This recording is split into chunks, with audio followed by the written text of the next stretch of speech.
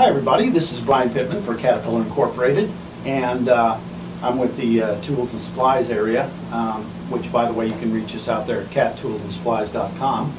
And for some of you who have seen some of our YouTubes out there, we've done a couple on abrasives before, but we thought we'd get everything together today and talk about most of the common abrasives that we use and we have in our catalog, and most of you are associated with using them out there in the shop.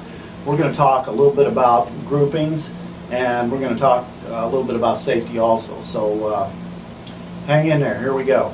First thing we're going to talk about is the roll lock type situations here, where you got your arbor and you got your holder, and all this stuff, you know, screws on like this. It's real easy, on and off, works like a charm. We have all sorts of those, and these types of abrasives here, and we've got those kind, and of course we got the little bitty one. We got 1, 2, 3 inchers. Then we have the hook and loop family. A little bit different type situation. You've got your holder there, and then you've got, you know, your small. This happens to be a large loop on this one. I'll show you what a small loop looks like. There's a small, you can see, it's just little bitty loops on there, and these are the type of products that go on there. Now, if you want to talk about a high loop's something like this, and you can see them. I mean, that's almost like a bristle brush itself, but you can put that on there just like that, aluminum oxide disc. Now, one thing to remember, never put a low hook onto a high hook product. That doesn't work. It'll fly right off there, and here's a perfect example. Look at that. See that? That's little bitty there. And this would never work on something like that. So they're totally different. Here's a couple others. There's your small one. Here's also, you can see that. That's a high one. High on that too. Okay. Here we have clean polish. These are clean and strip wheels. Looks like a Brillo pad of types right there, and it's got a little arbor there. And then this type here, a lot of people know these, the little square pads you use sometimes to, you know, rough up areas. Some people use them rough paint up before they paint, but these they'll take a little bit of paint off and clean areas up, get some rust loose, get that stuff off there. Now we're going to talk a little bit about backing pads. It's interesting, you see a lot of people using straight backing pads. These that we sell have these flutes here, have little areas where they've cut this out and they've got holes in them. And the reason they do that is to keep these things nice and cool. What happens is when you've got this type situation here, I'll show you what I mean. If you've got this on there like that and you're going to town, it's building up, from friction, it's building up heat. And as you can see, if you look down through there, that's circulating air through there, keeping it nice and at least a little bit cooler so it doesn't build up heat. You get too much heat on those things and it just, you know, you end up burning through them a lot faster, so you want to keep them cool. So when you're using these backing pads, I'll also talk a little bit about that.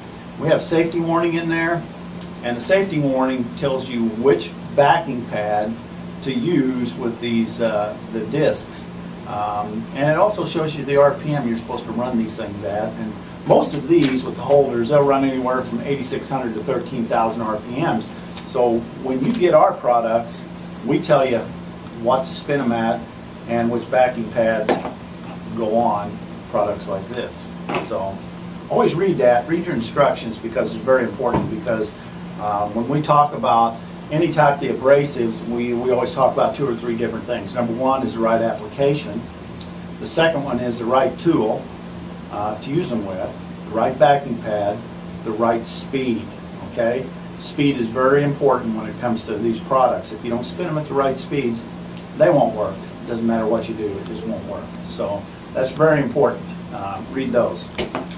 Okay, we're going to talk a little bit about what I consider can be a very dangerous product. These are cutoff wheels. these are used for a lot of different things.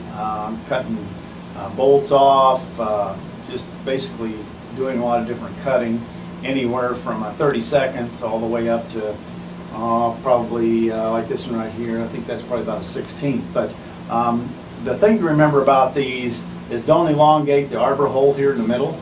The second thing is, if you pull these out of a package and you can't tell what the part number is and you can't match it up to speed, don't use it. You'll get yourself hurt. Most of the time they'll have, like these have the cat name on them, the part number, maximum RPM, and of course the ANSI is on here. The regulations: wear safety goggles and use guards on your glasses. So I would say use some gloves too, and sometimes even a face shield. And to remember, if you find these in a package, they're chipped or cracked or whatever, throw them away, because they can crack. These are supposed to be stored just like that, just, you know, flat. And if you find one that's bad, throw it away. When you're using these, remember, 50-foot circle. If this thing flies apart for some reason, whether you crinked it or it became broken for some reason and throws off a piece of it, and you want to be about 50 feet away. So use some guards around your area, or make sure that there's nobody closer than 50 feet when you're using these. And like I said, we have them in various sizes, and they all have the same warnings on them, and they'll tell you what speeds to run. Like this one is, oh gosh, this one goes at about 17,000, 18,000 RPMs. Same situation. Here's a thicker one. This is a 20,000. And then we've got these big bad boys here.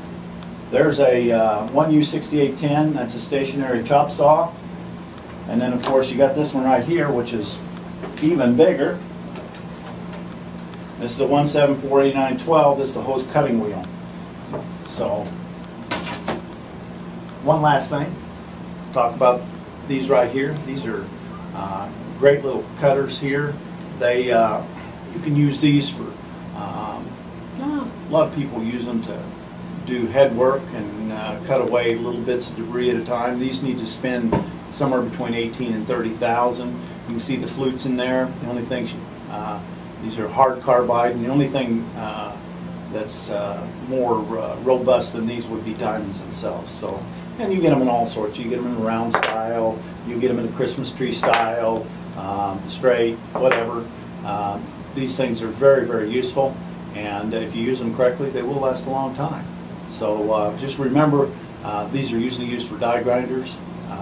They're a little expensive, so read your instructions on how to use these and use them in the right way, and they'll last you a long time, even though they are expensive. But there's a lot of jobs that you're going to need these for, especially for elongating holes and metal and cleaning up down inside certain places.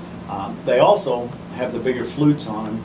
So what they do is they'll cut little pieces at a time so they don't build up and cause you problems. So, and we even have them, little bitty ones like that. So, and I don't have part numbers on them, but they are in our catalog.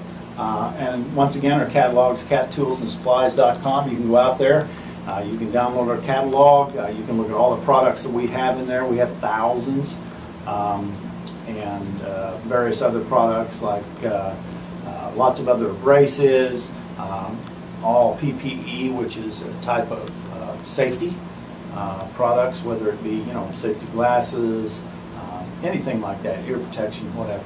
But anyway, so today, this is what our abrasives look like. We actually have a whole bunch more out there, but I just brought these to show. And remember, you know, you've got roll lock, you've got a high loop, you've got a low loop, you've got clean and strip. These are what these are for. You've got your pads, backing pads, with the cutaways in here and the holes to keep your abrasive nice and cool. You got your fiber discs and various. This one right here is a 36, and that's a C type. That's aluminum oxide. And then of course you've got your great big ones here. You've got your chop saw blade, and then you got your big old hose cutting wheel. So, and that'll cut the reinforced type. So anyway, that's about what we have today. If you would have any questions, you can reach me at Pittman, Pittman _Brian, brian_d@cat.com, or you can reach us at cattools&supplies.com. So anyway, that's about all I have for today.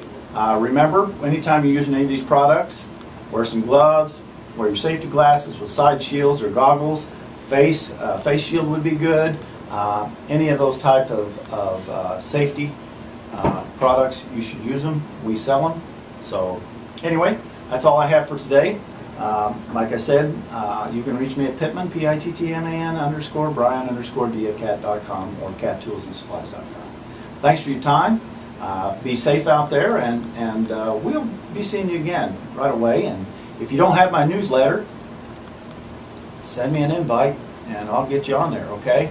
That way you'll be able to see all of our products that we put out there, and we have new products going in about every month. So in the meantime, stay safe out there and give me a call if you'd like to know about any of these products. Take care.